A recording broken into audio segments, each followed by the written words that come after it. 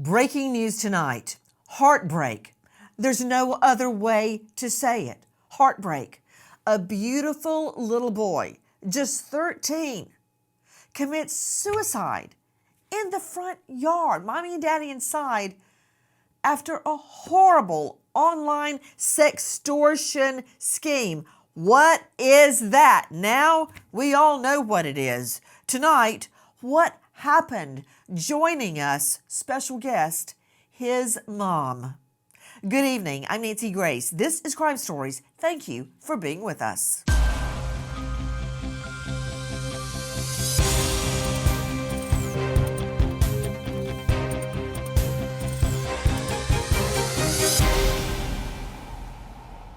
A Sumpter, South Carolina homeowner leaving for work thinks someone is sleeping or passed out in their yard. He tells his wife to lock the doors, check on the children as he looks into what's going on, and calls 911.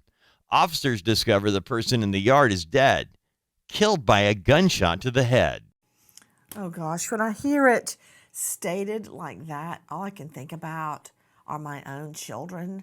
This boy, if I could just explain how he was just totally scrubbed in sunshine. So sweet, so smart, good grades, everything the boy every parent would want to have. How does this happen? I really want to thank you for being with us tonight, because this whole sextortion scheme that is targeting our youth, our little children, is vast. As a matter of fact, I understand a new lawsuit has been filed naming 600 other cases. Joining me, an all-star panel. What happened that morning inside the family home? Listen. Timothy Barnett loves helping out around the house and is taken to making his mom's cup of coffee every morning. At 6:15, Betsy Hopman is surprised that Timothy isn't already in the kitchen and pours her own coffee, kissing her husband goodbye as he leaves for work. Moments later, Jeffrey Hopman calls his wife, telling her to lock the doors and check on the children because someone's passed out in their front yard. As he calls 911, Betsy Hopman goes from room to room, locating 5 of 6 children. Timothy is missing. With me right now, Timothy's mom, Betsy Hopman. Miss Hopman, thank you for being with us. Thanks for having me, Nancy. Betsy, I almost didn't want to even play that sound because, we have routines we go through every morning. My daughter gets up super early. I can hear her turning on the bath water. My son sleeps late. I have to go wake him up every morning, and he jumps up and gives me a big hug. And that is the normal routine. I'm just thinking on what I just heard, that every morning, is this true? Your boy would come and make you a cup of coffee? Most mornings, yes, ma'am. Every morning, almost every morning, he would get up. He'd be the first one up, and I'd walk into the kitchen, and he'd be having my tea kettle on for the French press. Miss Hopman, before I go into the facts of this case, I've just got to tell you, we are so sorry about your loss, about losing your baby. I am so sorry. I appreciate Again, that. with me, an all-star panel. A lot of people haven't even heard the word sextortion before. And joining me in a few moments is an expert in online safety, Tanya Jordan from BARC. But Betsy, tell me what happened that morning. Sure. It was a morning like every other morning. My husband and I got up with the alarm. He went about his day, walked out the front door. A few minutes later, I get a phone call saying, lock the doors and check on the kids. So I go about the kids' rooms, check on them. They're all there except for Timothy. And I was like, okay, well, that's not abnormal. So I checked the bathroom to see if he was in the bathroom. He wasn't. checked the kitchen where, like I said, he normally got up and turned on the kettle for my French press, and he wasn't there. So I walked out to the garage to see if he was at our drink fridge. Again, he wasn't there, and panic set in. And I realized when my husband told me to lock the doors, something must have happened. So I called my husband back and I said, "What's going on?" He's like, "Someone's sleeping in our front yard." And I said, "I can't find Timothy." And he walked me through the house again. He's like, "Is he in the bathroom? Is he in the pantry? Is he in the kitchen?" I was like, "No." And at that point, I realized I woke up into every mother's nightmare. Miss Hoffman, it's so hard to hear what you're saying. It's so hard to hear it, knowing what happened. I don't know how you have the strength to tell this story. How do you keep going? How do you have the strength to tell other parents about what happened tonight?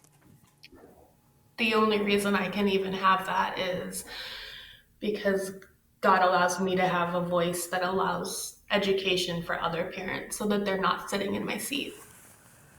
Okay, you get the call from your husband. I just saw a picture and it looked to me like it was Timothy walking you down the aisle when you remarried. There, oh, what a handsome, handsome boy. You get a call, there's somebody in the front yard, lock the door, go check on the children. You find everybody but Timmy. Then what do you do? Like I said, I walked through the house, making sure that he wasn't in his normal spots in the morning because, like I said, he normally woke up before everybody else. He wasn't. And at that point, I knew, but my husband told me not to come outside, that the cops were there. And a few minutes later, and it felt like eternity, my husband walked in the front door, and he still hasn't told me to this day what happened and who he found in the front yard. But as soon as I saw his face, you can hear me yell on our Ring doorbell camera, because at that point my heart broke.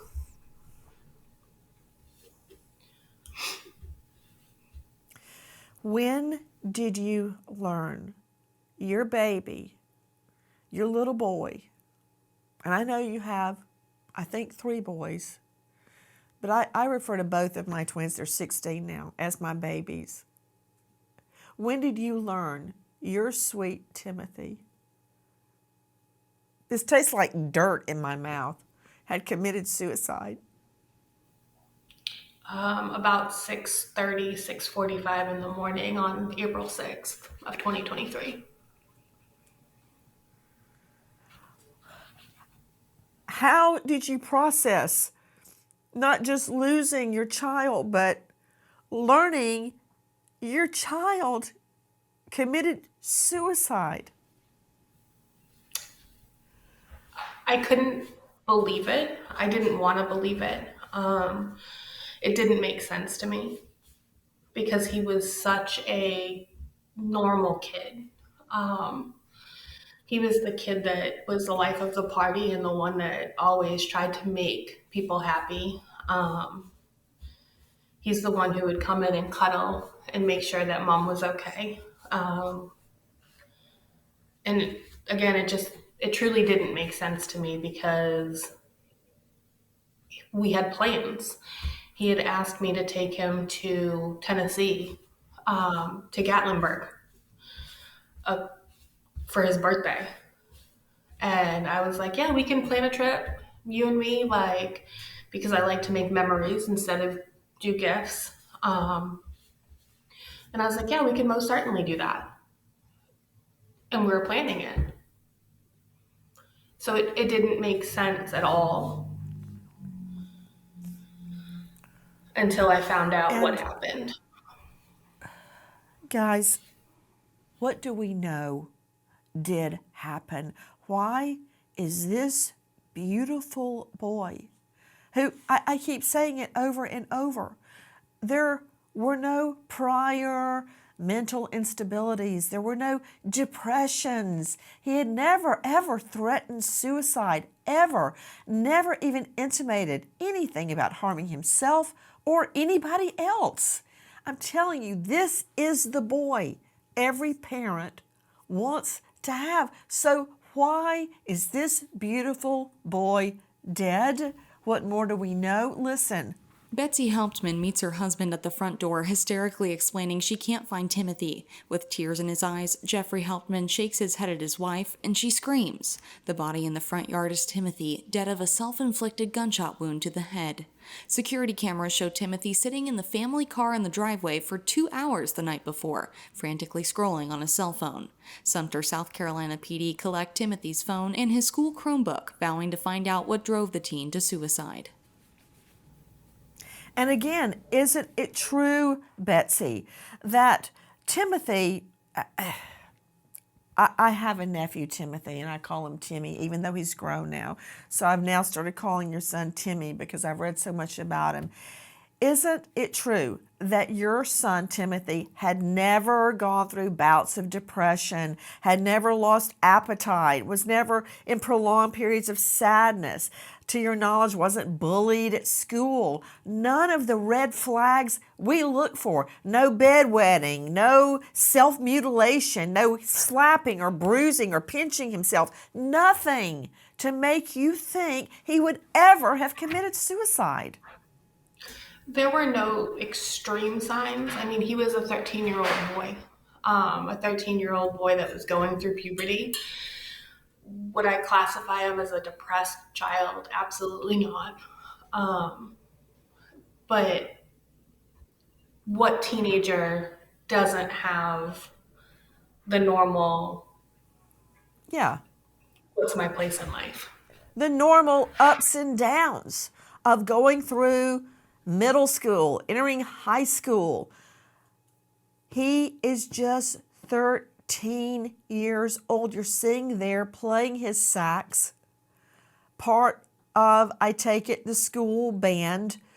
But I understand that night he was scrolling, and I've seen my daughter and my son do this. They scroll and scroll and scroll on their phones. I'm like, what are you looking at? And they typically say, TikTok. And I've snuck up on them so many times to see what it is. And it's always with my son, some crazy prank. Some boys are trying to shoot a basketball from a car driving by or some crazy thing like that. My daughter's looking at fashion or skincare. But they look at it all the time. So Timothy was out in the car the night before just scrolling. Is that right? So the security cameras show him sneaking out his window about, I want to say 2:45, 3 o'clock, and sitting in my car. And then you can see him on his phone, just scrolling through it. And unfortunately, the cameras aren't the greatest to see. We weren't able to see what he was scrolling through or what he was doing on his phone, but just that he was on his phone scrolling. And then at about 5 o'clock, 5:15, he goes off camera. And he comes back for a short few minutes, and then he goes back off for the final time. So you had no idea he was outside in the car scrolling. And there's something very comforting about just sitting in the family car. I know when we would drive home from school a lot of times in the afternoon, we would sit in the car in the driveway and listen to music and talk. It's just something, you're cocoon-like in the car. And I'm imagining him sitting in the car where nobody can see what he's doing. He knows you're asleep inside and he's scrolling. Had he ever done that before, to your knowledge? He did it once before, from my understanding. But that's not an abnormal thing because much like you, Nancy, when I go on a trip anywhere, even if it was to the grocery store, or to go get gas, I I sit in the car for a few minutes and collect my thoughts, because it's that almost soundproof space where I can block everything and anybody out. Um, and Tim was a lot like mom, where he needed that soundproof space to process his own thoughts. Why is a 13-year-old little boy dead? Why did a 13-year-old who had never threatened suicide, never had mental instability or problems, no prolonged depressions, nothing? Why did he commit suicide? And what was he scrolling ceaselessly the night before, sitting in the family car? What was so secretive he did not want his parents to hear about? Joining me is a very special guest who I've got to say is one of the bravest ladies I know, speaking out so other parents can learn from Timothy's death. But right now I want to go to Tanya Jordan, joining us, online safety expert, chief parent officer of Bark Technology. It's an online safety company that helps keep children, kids, teens safe.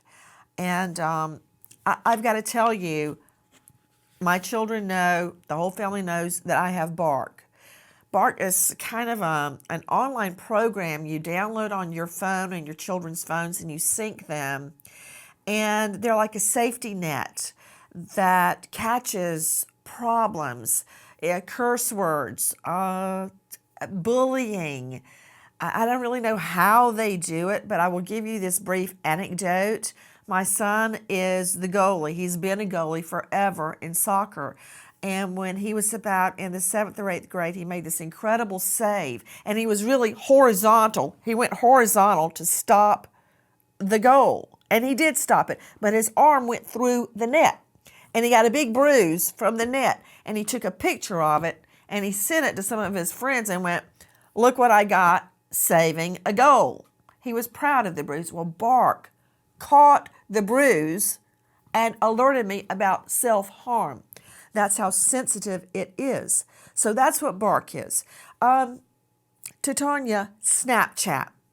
A lot of parents think if you go on to your child's scrolling history, their internet use, then you know what they've been doing. That is not true.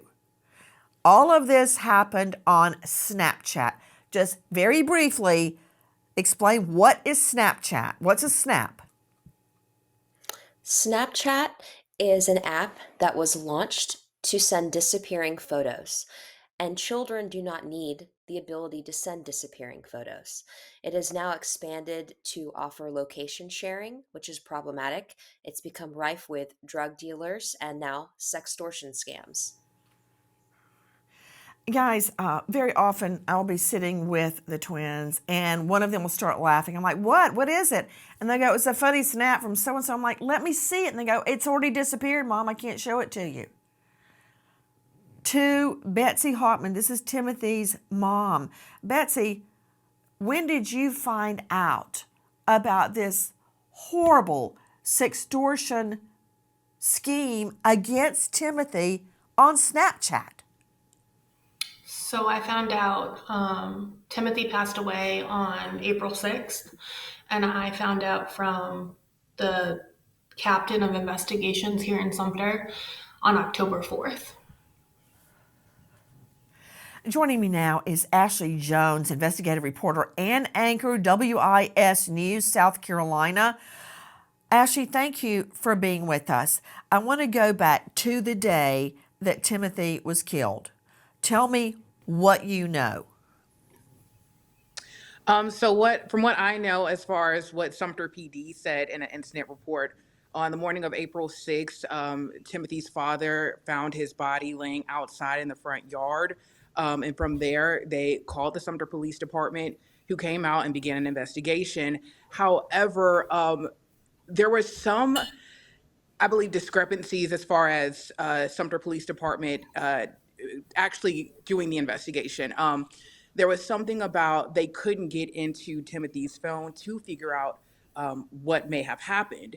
There was a lot of back and forth Oh, between Sumpter Ashley, PD. it's amazing that you said that because you guys have already lived through this in South Carolina with the Alex Murdaugh trial. Remember what all we had to go through? They had to bring in the Secret Service to unlock a phone in order to place Alex Murdaugh at the dog kennels where his wife and son were murdered at the time of the murder. Remember that? I sat through that Secret Service guy testimony, and it was very, very intricate about unlocking the phone. Okay, so what is Timothy looking at for 2 hours and then commit suicide in the front yard? Listen. Just before his death, Timothy changed the passcode to his phone, so detectives focus on the task of unlocking it. Betsy Hauptman tells Detective Kelsey Wade that Timothy mainly communicated over Snapchat, and Wade issues a subpoena for the teen's account.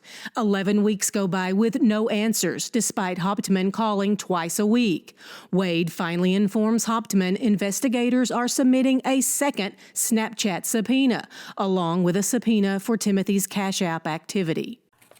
Joining me, in addition to Timothy's mom, Betsy, is the family lawyer, Joe Cunningham, high-profile lawyer in that jurisdiction. Joe, thank you for being with us.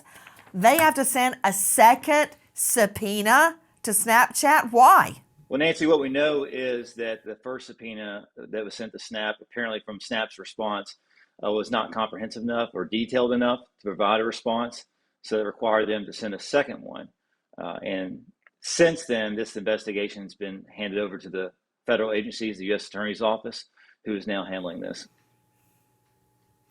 So it's amazing to me that in light of Timothy's death, you have to basically threaten Snapchat in order to get responses. And you've got the mom, Betsy Hauptman, basically begging to get answers. What was my son looking at? Betsy, what was going through your mind when you're having to call twice a week to get answers and still not getting answers? What were they doing to find out why my son killed himself? And unfortunately, I was told it wasn't Sumpter Police Department's job to find out why he did it, just that he did it. That is amazing to me. And I'm going to circle back in a moment, Betsy, about when you took the phone away from him for a period of months. But right now, I want to focus on why the local police department told you to just figure it out yourself. Imagine you being in Betsy's position. You're trying to find out the cause your boy committed suicide, and you believe the answer is on his phone. I want you to listen to this. 5 months after Timothy's death, Betsy Hauptman gets a notification on Life 360 that Timothy completed a drive. Hopeful that detectives cracked his passcode, Hauptman calls Detective Wade with no response. Hauptman drives down to the police station, refusing to leave until she speaks with Wade. Hours later, 2 unfamiliar detectives inform her that Timothy's phone is equivalent to a paperweight. They are closing the investigation, and it isn't their job to figure out why her son killed himself. A month later, Betsy Hauptman discovers Sumpter PD unearthed dozens of suicide notes addressed to family and friends. They also found an extensive call and text record with an unsaved phone number with a New York area code. The text includes links to a second Snapchat account Timothy used. Messages on that account reveal Timothy sent a stranger $35 a day to prevent them from posting an explicit photo of him online. One of Timothy's last messages begged the stranger to stop, reading, quote, "Please, I'm just a child." Sextortion. That's what's happening. That is why this little boy felt there was no way out and killed himself. Sextortion. To Tanya Jordan, Bark, child safety expert, what is sextortion? Sextortion is a combination of the words sex and extortion. And extortion is using threats or force to coerce someone into doing something. And so in the case of sextortion, a person is threatened that their nude photos or videos will be released unless they provide valuables, money, or release more sexual photos or videos. To Ashley Jones joining us, WIS News 10 South Carolina. Ashley, what was the threat on Timothy? What was the sextortion? Well, so from what we know is that this person, whomever it was basically telling Timothy unless he sent them $35 a day via Cash App, then they would post this nude photo of him online. Oh, my stars. Oh, my stars, to think this boy is gone because some evil person is sextorting a little child. To Joe Cunningham, the family lawyer, what more do we know about the plot? Who was behind it? Well, this is still under investigation by the U.S. Attorney's Office, Nancy.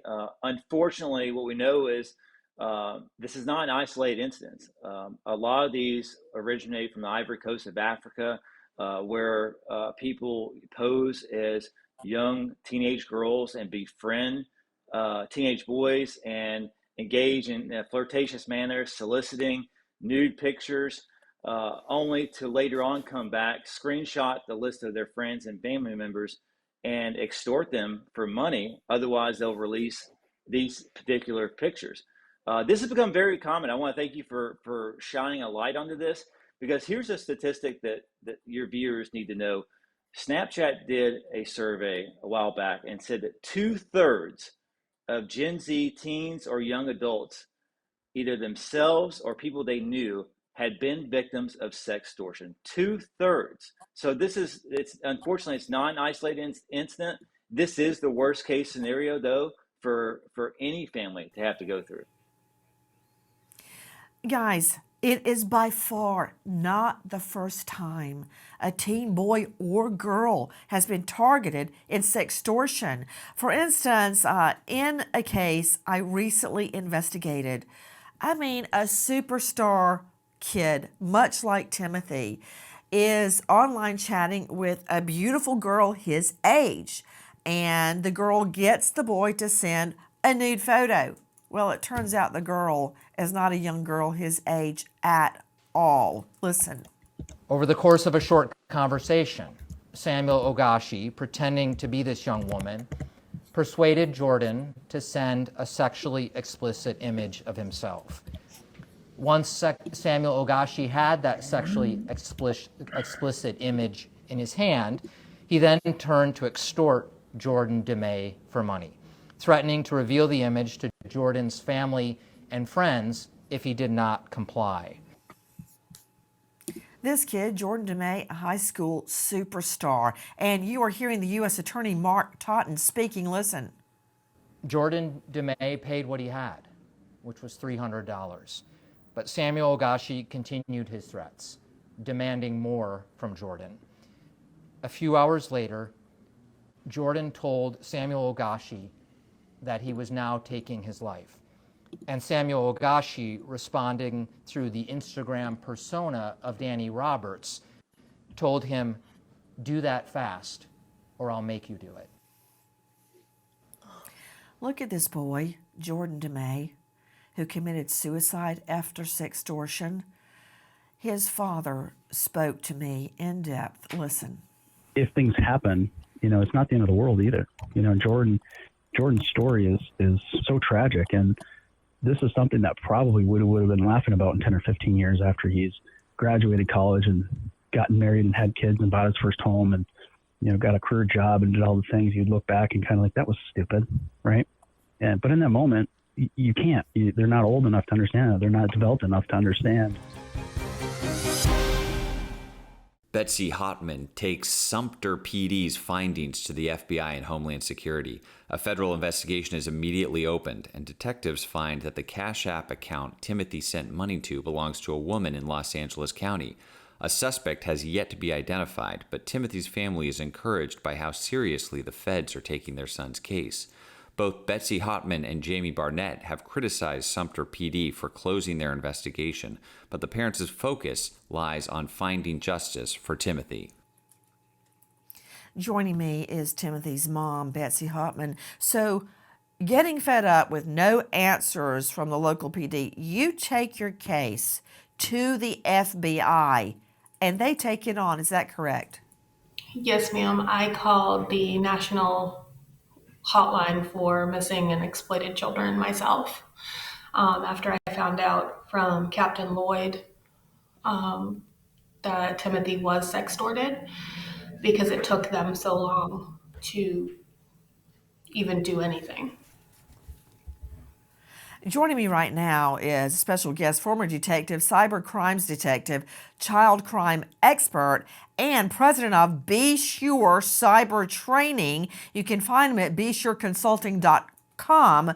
Rich Wistocki. Rich, thank you so much for being with us. Explain to me what you should do to protect your child and how we can crack this case and determine who sextorted Timothy. Nancy, it's unbelievable everything that I'm hearing today, because you know why? It's typical. Every week I get calls from parents and law enforcement all over the country. I teach about 300,000 children. I teach about 4,000 cops, and police departments are 10 years behind cybercrime investigations. So what happens is, when I go talk to kids in schools, I tell them, when no one is allowed to make you feel bad about yourself online, no one is allowed to make you do something you know you shouldn't be doing.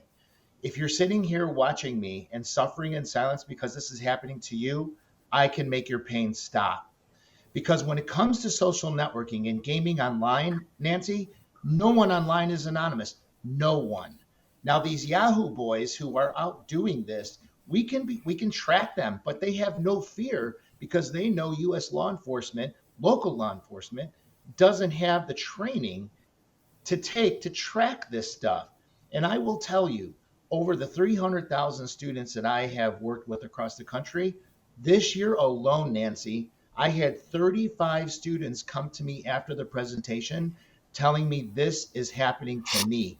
I had to start 28 criminal investigations through the Internet Crimes Against Children task force across the country. Rich, I'm trying to think of ways to help parents. And Betsy is speaking out today. If you had to give parents one piece of advice to protect their children from sextortion schemes like this one, what would you tell them? There are actually three things, Nancy. The first one is you need to be monitoring your kids' devices. Number two, you have to keep Wait a minute. Rich. If we're talking about Snapchat, which is what Betsy Hartman's telling us about today, those images disappear immediately. They don't, actually. Snapchat has them for 30 days. So, but how is a parent supposed to know that? You say, parent, you look at the phone. But on the phone, it disappears. No parent knows to call Snapchat and says, hey, what has my son been looking at in the last 2 days? That's not going to happen. Give me something I can hold on to. Parents need to keep their children's phones out of their devices, out of their rooms at night. That's number one. And then what happens, parents don't know about Snapchat, and they need to be checking their My Eyes Only in Snapchat. This is a private cloud-based service that Snapchat has called My Eyes Only. And most of our children are hiding their most horrible pictures of themselves and others in it. Now, number one is that parents need to have the access code to their kid's device and spot check that. That's something you can hold on to. And if at any time a child changes their device because they're hiding something, you know something wrong. So imagine in this case, if the parent knew the access code to the phone, we could have unlocked that phone and traced that within hours of where it came from. And that's what I trained my law enforcement officers to do. Well, here's the thing, though. Betsy, you knew the code, and you had actually found, long before, a naked photo of a woman. And you're like, no, we're not having this. And You talked to him, you reprimanded him, you counseled him about it, you took the phone away for a period of months, then you gave it back, you knew his code. You didn't know he had changed his code. That would be like 24/7 monitoring on your child to find out if they sneak off to the closet and in 3 minutes change their code to their phone. Exactly. I mean, I got on Snapchat myself because my 14-year-old niece at that point was like, Auntie, get on Snapchat. It's got a lot of filters and we can snap back and forth and whatnot. I never imagined sending anything because as an adult, I knew when you send stuff on the internet, it never, quote unquote, truly goes away. So Timothy was on Snapchat because that's what kids these days do. That's what they all do, Betsy. All of the preteens and teens, and a lot of adults are on Snapchat. Nobody is on Facebook at that age, and many other platforms. Yes, exactly. And joining me, I don't want to forget about this. Joe Cunningham is with us, and that is Betsy's family lawyer. I've got in my hands a big, fat lawsuit. What is it, Joe? We filed a lawsuit against Snap for wrongful death, for the damages that Betsy's family has gone through and suffering this unimaginable loss. And the basis of that lawsuit is negligence. It's negligence per se, but it also centers around Snap putting out a defective product. They put out a product, as you mentioned, that has the images disappear. Now, anyone can imagine what the anticipated use of a product like that actually will be. And it's welcomed predators onto their platform, and without the proper guardrails in place to monitor, to make sure that people are of age or getting on, but also to prevent predators from accessing the website and communicating with children. The day after a winning football game, Braden Marcus, 15, spends the day inside playing video games with his friends. Just after 11 a.m., a pretty girl messages Braden on Instagram, and the two exchange flirtatious messages for about 5 minutes. The girl requests they move the chat to Google Hangouts and sends Braden lewd photos, asking for photos of him in return. Braden is hesitant, but caves and sends several explicit photos. The girl then reveals herself as a scammer and threatens to release the photos unless Braden sends them $1,800. By 11:28 a.m., Braden took his own life. This boy, just 15, commits suicide after a sextortion plot. Guys, I've got so many files here on my desk of children committing suicide after sextortion. To Betsy Hoffman joining us, this is Timothy's mom. Did you have any idea how widespread sextortion on even preteens? I know you heard me talking about Amanda Todd, who was just 12. Sextortion plots on our preteens and teens. Did you have any idea how rampant it is? No, ma'am. I definitely didn't. One of the only reasons I ever heard of sextortion was a few short months after Timothy passed, when South Carolina instated Gavin's Law, where our Representative Guffey, his son, back in, I believe, August of 2022, took his life because of it too. And South Carolina now, it's an aggravated felony if in fact a minor hurts themselves or commits suicide because of sextortion. Well, you're absolutely right. Take a listen to South Carolina Rep. Brandon Guffey. Gavin was being blackmailed. That was all the information that I knew, was that he was being blackmailed. But what happened was Gavin was, he got caught up in sextortion, and this is a major crime. They took, looks like, Hunter Biden headlines and put pictures of Gavin and put my name and his name on the headlines, and were threatening to release it. And it was pictures to this girl that he was talking to online. that boy is dead because of sextortion. Betsy, I've got to ask you something. Do you feel Timothy's presence with you? Always. When he first got an allowance, Nancy, he bought me a heart, like a stuffed heart from the Dollar Tree. And now I'll find leaves that are shaped in hearts at my doorstep, or when I'm cleaning the pool, one will drop in front of me. I'll find hearts randomly on sidewalks. I know that my son's with us. Betsy, what is your message? Your message to other parents out there today? Have those tough conversations. Be open to those tough conversations. And just remember that the internet isn't something that we had back then. And unfortunately, I was naive enough to not think that predators, well, I knew that there were predators out there. I didn't think that there were predators so bold that would want to hurt a 13-year-old. And there are. Betsy, somehow, some way, we're going to find who did this to Timothy. Somehow, some way, they're going to be brought to justice. And I want to thank you for speaking out tonight. I know I am speaking to my twins tonight about this. I've done it before. I'm doing it again. And I beg all the parents to spread Betsy's message. If we can just save one child from sextortion, it's all worth it. Betsy, thank you. Godspeed, friend.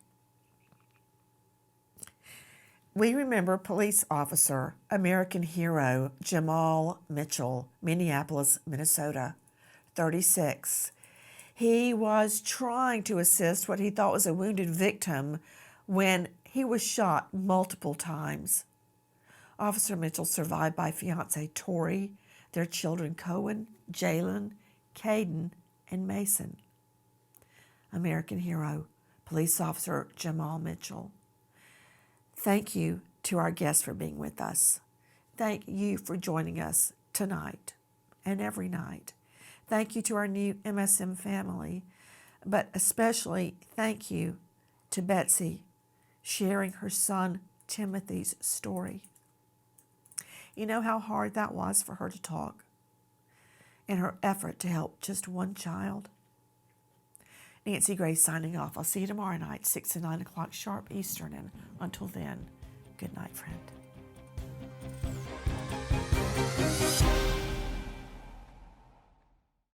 Guys, thank you for watching Crime Online with Nancy Grace here on YouTube. To get the very latest, subscribe to Crime Online here